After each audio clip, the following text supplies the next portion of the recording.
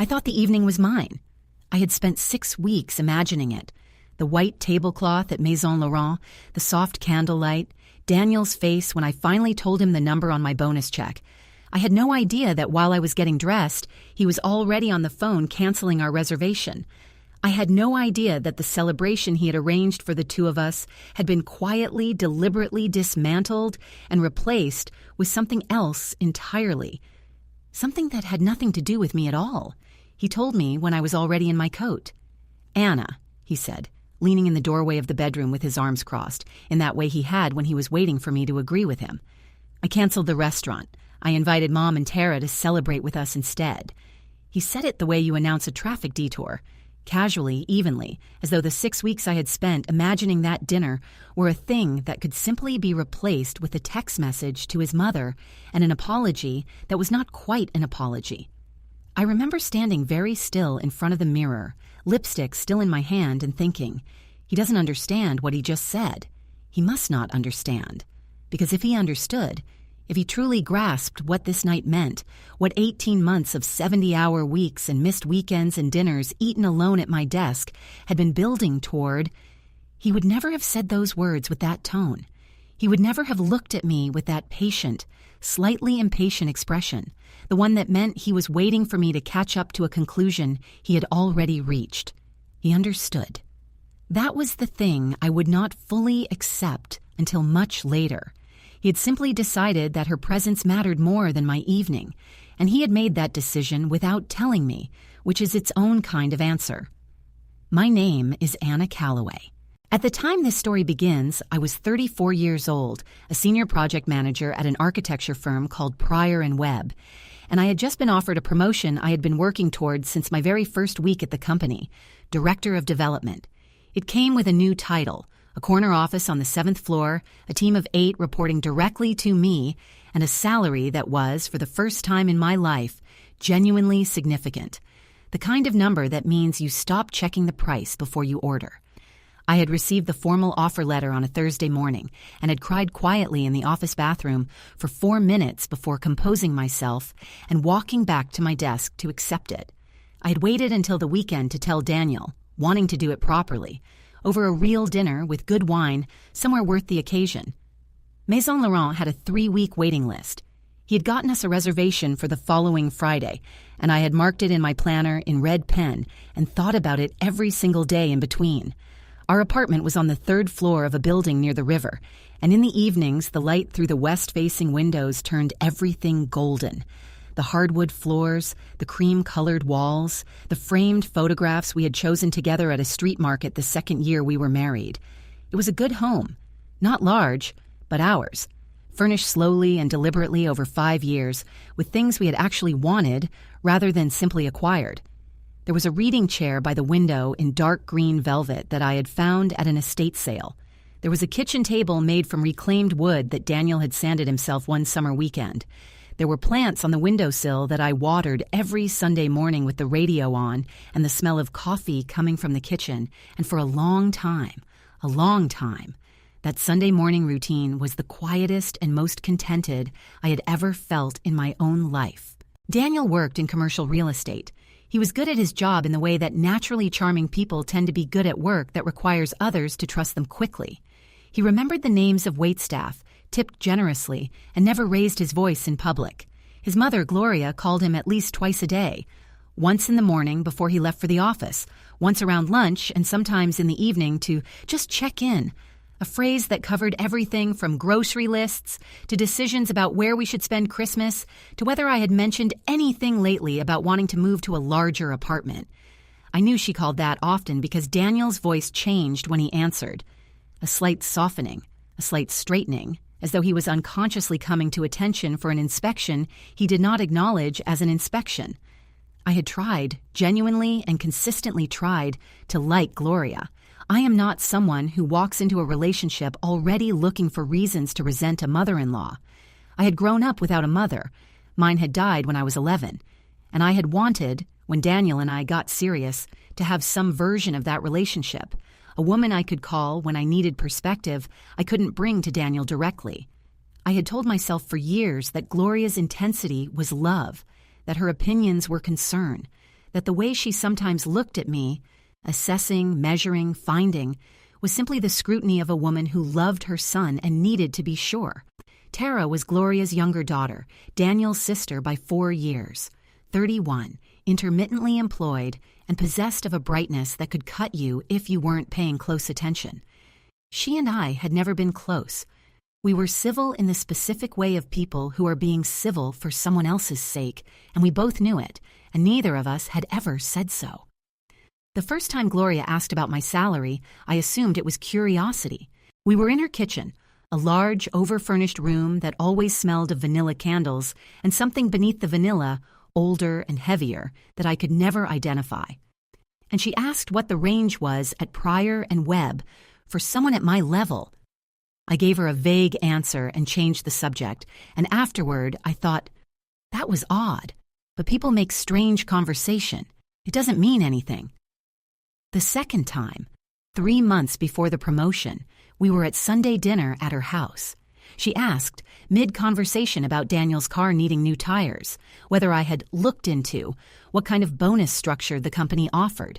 She asked it the way people ask questions when they already know the answer and are testing whether you'll give it to them freely. I said bonuses were performance-based. She nodded slowly and said, of course, and asked Tara to pass the bread. Driving home that night, I told myself she was simply the kind of person who thought about money the way others thought about weather, a constant subject requiring no special occasion. Daniel had been quiet for most of the drive. I asked if everything was okay. He said he was tired and looked out the window. I turned on the radio and thought about something else. The Friday of the canceled dinner, I came home at 5:30, showered, did my hair, and put on the black dress I had bought specifically for that evening, a simple, well-cut thing in which I felt capable and collected. I opened the good wine from the back of the cabinet and poured 2 glasses, setting Daniel's on the counter. The apartment was full of that particular evening light that I had always loved. I remember standing there with my glass thinking that everything was exactly as it should be. I had earned this. The night ahead was clean and uncomplicated and entirely mine.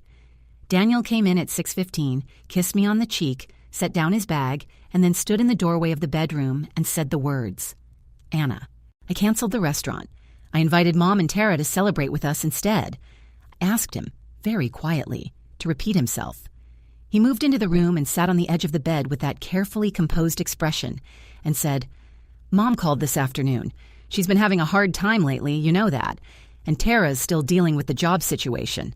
I thought it would be good for them to be part of something positive. You know how much your promotion means to the whole family. The whole family.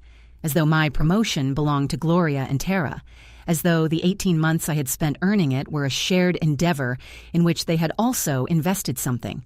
I set my wine glass on the dresser, slowly, and said, Daniel, this was our dinner.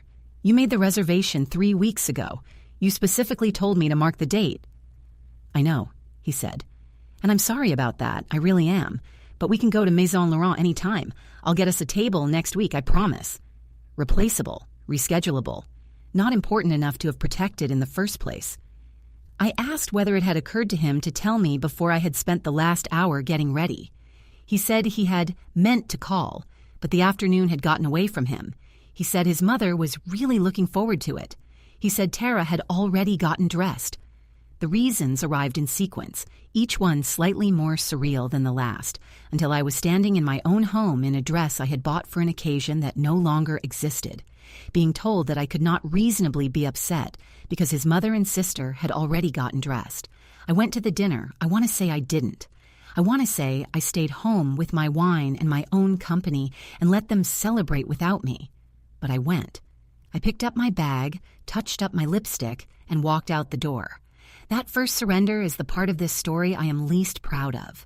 Gloria had chosen an Italian restaurant near her house where the owner came out to say hello, and where she ordered for the table without consulting anyone and then explained what everyone had actually wanted. She stood when we arrived and kissed both my cheeks, her perfume closing around me like a warm, slightly suffocating hand, heliotrope and something beneath it, slightly chemical. Anna, you look wonderful. Doesn't she look wonderful, Tara? Tara looked up from her menu and said, yeah, really nice dress. The compliment had the quality of an assessment. The subject of my promotion arrived 40 minutes in when Gloria set down her fork and said, very deliberately, "So, tell us everything. What exactly does this new role mean?" I described the position, the team, the projects. When I mentioned the compensation, almost in passing as context, I watched Gloria's face. Her expression didn't change, but something moved in her eyes, quick and precise, like the flicker of a number being calculated and stored. I noticed it. I told myself I was imagining things. It was Tara who brought up the apartment. She leaned forward with practiced lightness and said, "With the raise, are you guys thinking about upsizing? Actually buying something?" Daniel looked at his plate. Gloria reached for the bread basket. I said we hadn't discussed it. Tara said, right, smiled, and glanced at her mother. Gloria said, "Well, there's no rush. These things take time." In a voice so smooth and conclusive, it closed the subject like a drawer being quietly shut. Driving home, Daniel's silence had the soft, sunken quality of relief. He had managed both sides. He said the dinner had been nice and that his mother had really enjoyed it. I said I was glad.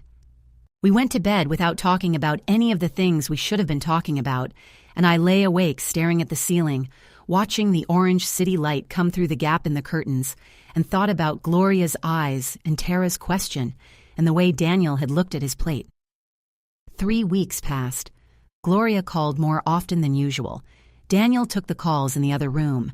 Tara texted me twice, once with a real estate listing she thought we might like, once with a question about whether Pryor and Webb paid bonuses out directly or rolled them into annual salary, framed as something she was curious about for a friend. I responded to both with cheerful vagueness and mentioned neither to Daniel.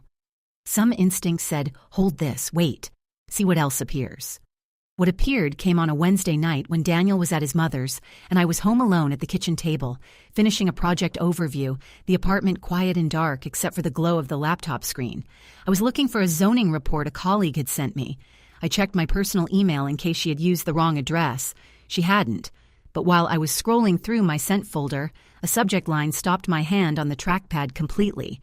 I clicked on it before I had consciously decided to.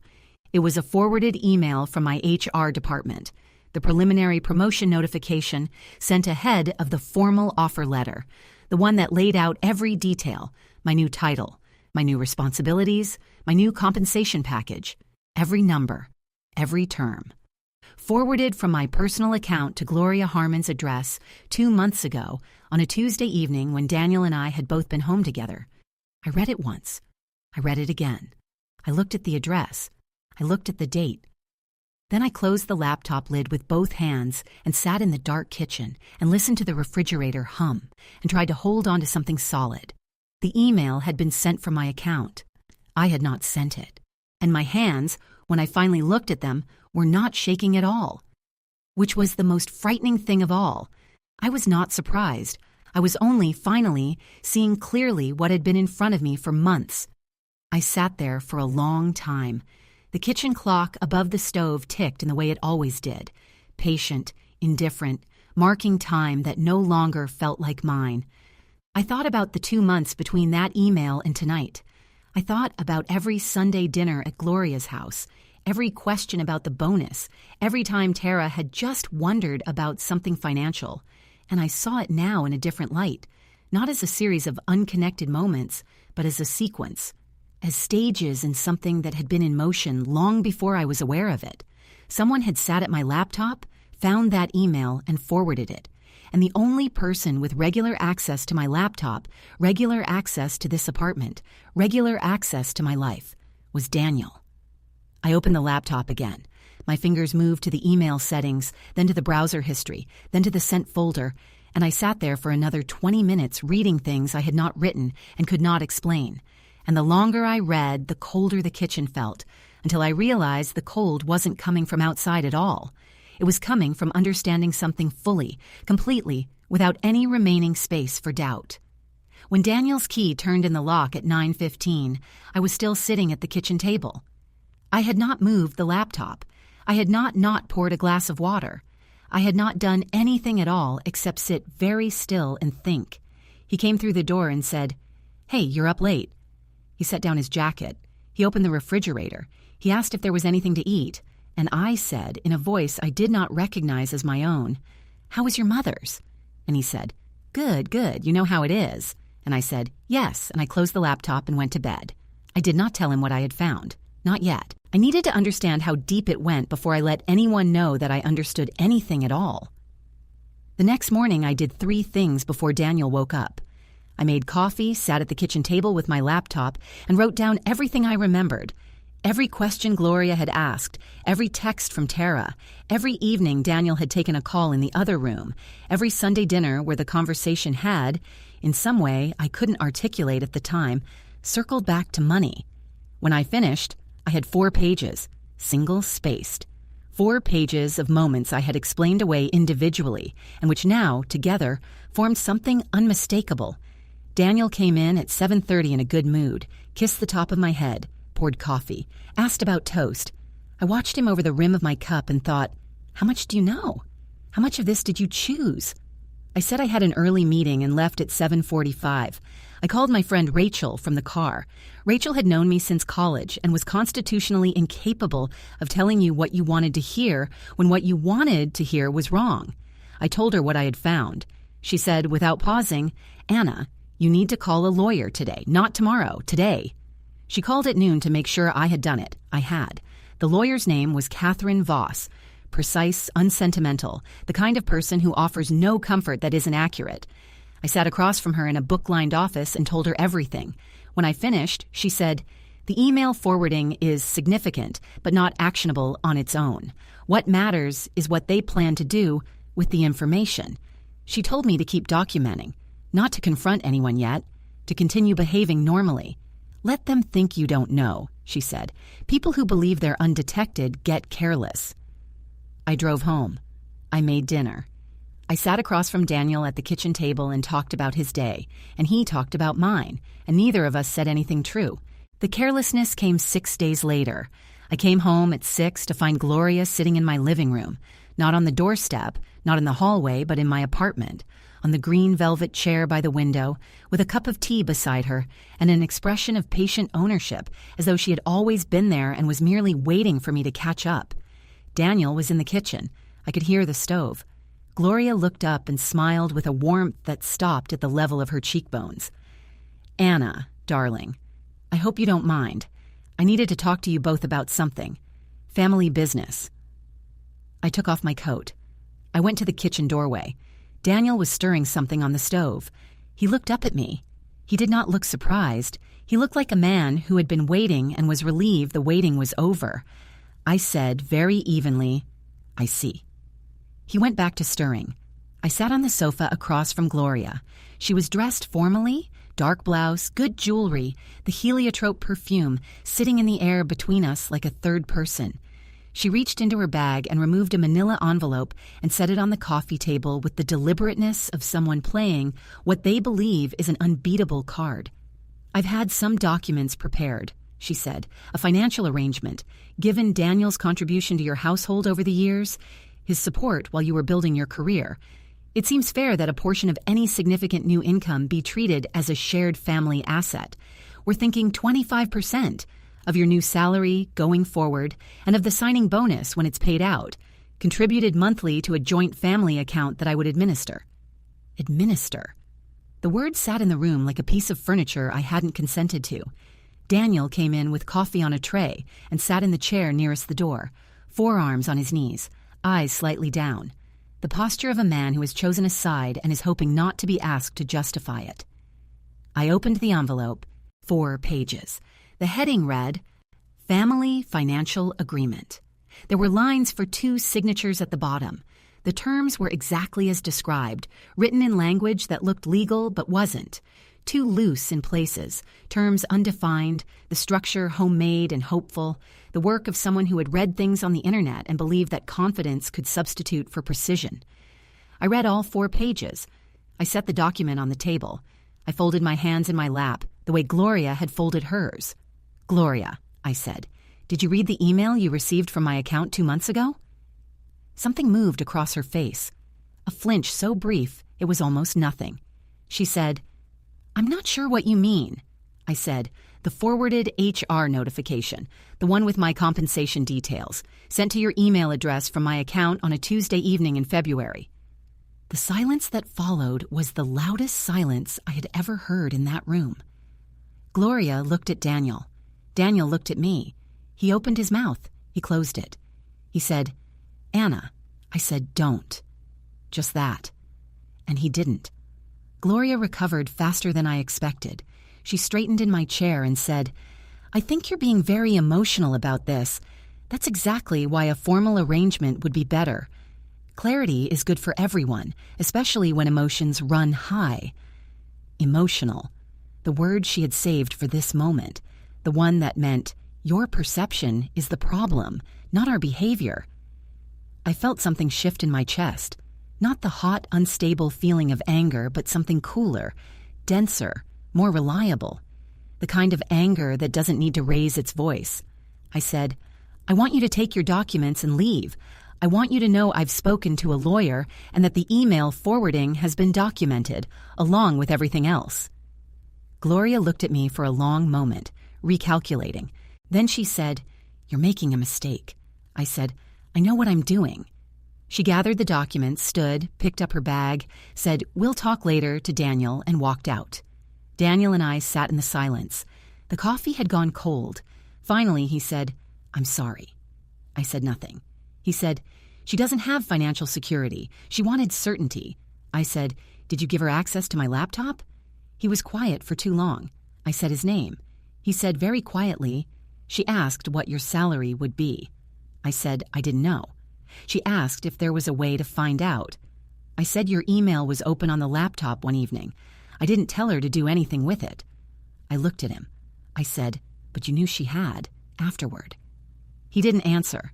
That silence was the second answer that told me everything. 6 days later, a courier envelope arrived at my office. Inside was a letter from Tara. 2 pages, no signature, the language more competent than her mother's improvised contract. She was prepared to share information with my employer regarding financial irregularities and potential conflicts of interest in my project accounts, unless a private arrangement could be reached regarding a sum she named specifically, which was, to the decimal point, exactly 40% of my annual bonus as calculated from the HR email forwarded to Gloria 2 months earlier.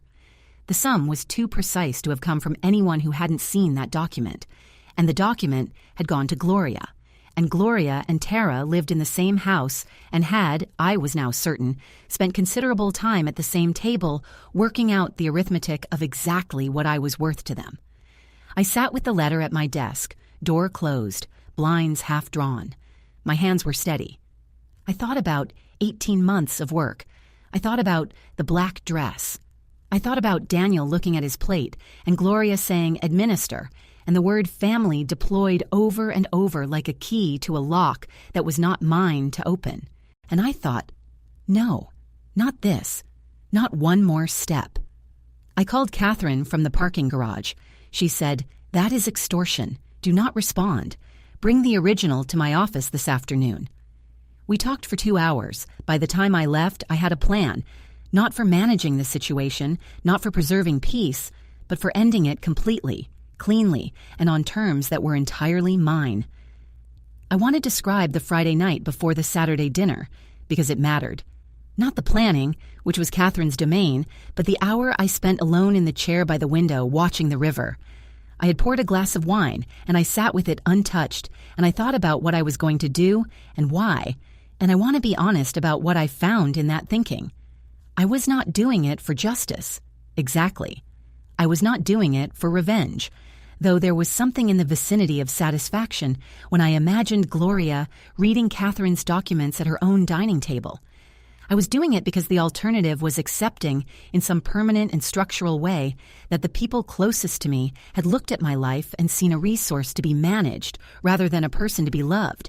And I had learned, in the long, quiet way of people who learn things slowly, that accepting that, calling it family, calling it compromise, calling it keeping the peace, was the only thing more costly than fighting it.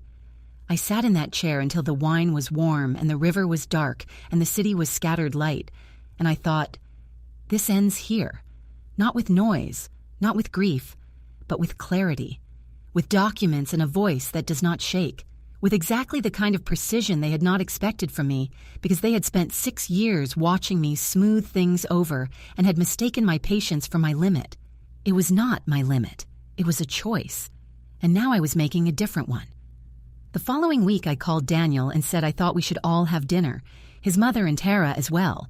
I said I had thought about the arrangement and wanted to discuss it properly. There was a pause, the cautious relief of a man who believes he is getting what he wanted without doing anything difficult. He said, "That's really mature of you, Anna." I said I thought so too. I arrived Saturday with a good bottle of wine and my phone in my jacket pocket, recording from the moment I walked through Gloria's front door. Legal in our state, confirmed by Catherine. Tara was seated at the kitchen table with the composure of someone who believes she holds all the cards. Gloria was at the stove and turned to give me a smile that was broad and thin simultaneously. The smile of a woman who has decided this outcome was, after all, her accomplishment. We ate. It was good food. For 40 minutes, the surface of the thing was almost normal. Then, over dessert, Gloria set down her spoon and said, "So, I think we're all ready to move forward." I said, "I think so too." I took an envelope from my jacket pocket and set it on the table. Not the envelope I had been given, a different one, from Catherine's office. Gloria reached for it automatically. She opened it. Tara leaned over. Daniel watched me. I watched them read. The room changed. Not loudly, not with shouting. It changed the way a room changes when every light goes out at once, and you find yourself in the dark before you understand what happened. Inside was a formal notice of intent to file a privacy complaint regarding the unauthorized access and forwarding of private communications, a cease and desist regarding Tara's extortion letter, reproduced in full, annotated, and a letter to Tara specifically noting that the threatened allegation of professional misconduct had been reviewed and determined entirely without foundation, and that any attempt to act on it would be met with a defamation claim. At the bottom, one clean sentence. This office is prepared to proceed to formal legal action within 14 days, unless all parties confirm in writing that no further contact will be made. Tara said, "Where did you—" and stopped. Gloria set the document down with the careful movements of someone controlling a very large feeling. She looked at me. I said, very quietly, "I told you I knew what I was doing." I left before dessert was finished, put on my coat, thanked Gloria for dinner in a voice that was completely, perfectly level, and walked out into the cool evening air. I sat in my car for a moment. The street was quiet. I started the engine and drove home. Daniel came back at midnight and sat in the dark on the edge of the bed. He said, "I didn't know about Tara's letter." I said, "But you knew about your mother's document. You sat in that chair and said nothing. You thought if I heard her out, I would agree. Because that's what I do. I hear people out and find a way to agree." He had nothing for that. I turned onto my side and said, "I've spoken to Catherine about a separation agreement. I'd like you to stay somewhere else for a while." He said my name once. I said, "I need you to go, Daniel." He went. The separation was quiet and procedural, handled through lawyers. Gloria sent one final letter, handwritten, 4 pages, full of grievance and martyrdom. It received no reply. Tara sent nothing. I chose not to press criminal charges. The cease and desist had accomplished everything it needed to. I heard later, through a mutual friend, that Gloria had told people I had turned against the family over money. I found I did not care at all. It was the most freeing thing I had ever not cared about. Rachel came with me to sign the separation papers, and afterward we sat at a small cafe near Catherine's office in the afternoon sun and talked about ordinary things, a trip she was planning, a project at work. At some point she said, "You're going to be fine." And I said, "I know." And I meant it not as reassurance, but as fact. The way you know the river is going to keep moving even after you've stopped watching it. That was 14 months ago. I am sitting now at the kitchen table of a different apartment. Smaller, on a higher floor, with better windows, and a view of the river that I watch some evenings when the light is doing something worth watching. I have my plants on the windowsill. I have the green velvet chair.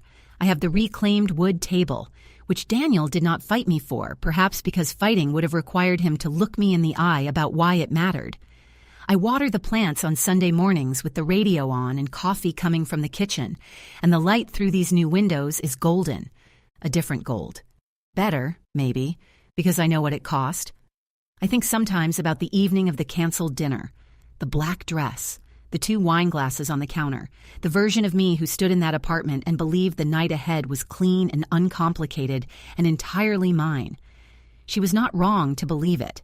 She was only wrong to believe that what she had built was being protected by the same people she was protecting.